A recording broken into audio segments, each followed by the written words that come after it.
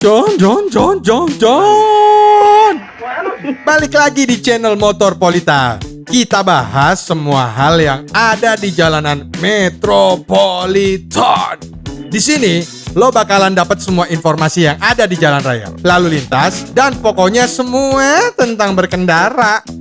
Bikin lo yang awam jadi makin paham, John. Nah, jangan lupa like, komen, dan share video ini ke teman-teman tongkrongan lo. Yang paling penting, lo harus subscribe dan pencet tombol notification-nya, John, supaya lo gak ketinggalan video-video terbaru dari channel Motorpolitan. Cakep. John. Sorry nih aneh lagi naik motor nih. Tapi kok banyak banget polisi yang lagi tiduran di jalan Bikin kaget aja nih silop-silop tidur, John.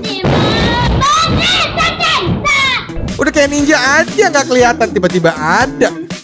Mending kita dorong aja nih motor biar gak kesakitan tuh polisi-polisi tidurnya John. Tapi yang tidur bukan bapak-bapak polisi, John. Tapi ini nih, banyak bener polisi tidurnya, John. Polisi tidur di Indonesia emang kadang kreatifnya sampai di luar nalar, John. Tapi nggak apa-apa, biar kita makin paham. Episode kali ini, Motorpolitan bakal bahas tuntas tentang polisi tidur.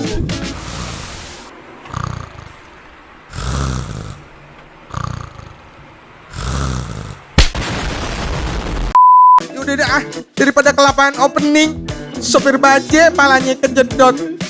Langsung aja cekitrot. Keberadaan polisi tidur kadang emang bikin kesel John.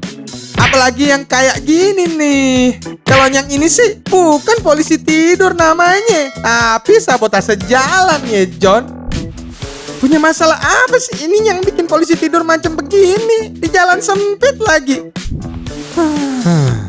Waduh, kalau lewat sini pasti pantat udah bergetar sampai mati rasa Kalau lewat sini automata jadi juling, John. Berdasarkan kabar burung nih, John. Tubuh apa? Baru-baru ini ada berita heboh tentang polisi tidur yang ada di daerah Mauk, Kota Tangerang. Polisi tidur ini bikin warga sekitar jadi kesel sampai ke ubun-ubun, John. Makanya baru sehari dibikin langsung udah dibongkar itu polisi tidur. Padahal lagi enak-enak tidur lah dibongkar. Nah, gimana warga nggak pada kesel? Lihat aja itu polisi tidurnya sampai 20 barisan, John. Kalau diukur, panjang dari polisi tidur ini mencapai 20 meter, John. Sebenarnya polisi tidur ini dibuat untuk mengurangi resiko kendaraan yang ugal-ugalan. Soalnya nih polisi tidur ini berada di depan sekolah SD. Tapi bukannya diapresiasi. Polisi tidur ini malah jadi kontroversial nih, John, karena dianggap membahayakan pengendara. Kalau lo ngelewatin polisi tidur di sini, perut auto kocok, John. Aduh, John. Ada-ada aja ya kelakuan plus 62. Bikin kita yang nonton jadi ketawa meringis. Penggunaan polisi tidur di jalan emang udah bukan sesuatu yang aneh. Apalagi kalau lo lewat di jalan-jalan padat penduduk. Biasanya bakal lebih banyak polisi tidur yang lo temuin, John. Pada dasarnya nih, John, polisi tidur atau speed bump dibuat sebagai marka pembatas jalan yang terbuat dari semen atau aspal di tengah jalan, John. Ya, meskipun kadang lo dibikin kesel sama keberadaan si speed bump ini dan mengganggu kelancaran mengendaranya lo, tapi speed bump ini fungsinya emang untuk keamanan kita, John. Yaitu untuk mengurangi kecepatan saat berkendara. Lu pernah gak sih bertanya-tanya kenapa speed bump ini diberi sebutan polisi tidur? Apa karena polisinya suka ngorok? Apa karena letak yang berada di tengah jalan? Atau keberadaannya bikin was-was nih? Seakan-akan lo tiba-tiba kena tilang polisi gitu lo karena lo lupa pakai helm. Bukan, John. Jadi istilah polisi tidur ini berasal dari negara Inggris Britania, John. Gak bisa bahasa Inggris. Yaitu dari kata sleeping policeman. yang kemudian diserap dalam bahasa Indonesia menjadi polisi tidur, John. Dan ternyata istilah polisi tidur ini sudah ada di Indonesia sejak tahun 1984. Di tahun yang sama pula, istilah ini dicatat dalam Kamus Idiom Bahasa Indonesia oleh Abdul Khair, yang berarti rintangan untuk menghambat kecepatan kendaraan, John. Kemudian, polisi tidur baru diresmikan dalam Kamus KBBI juga pada tahun 2001, John.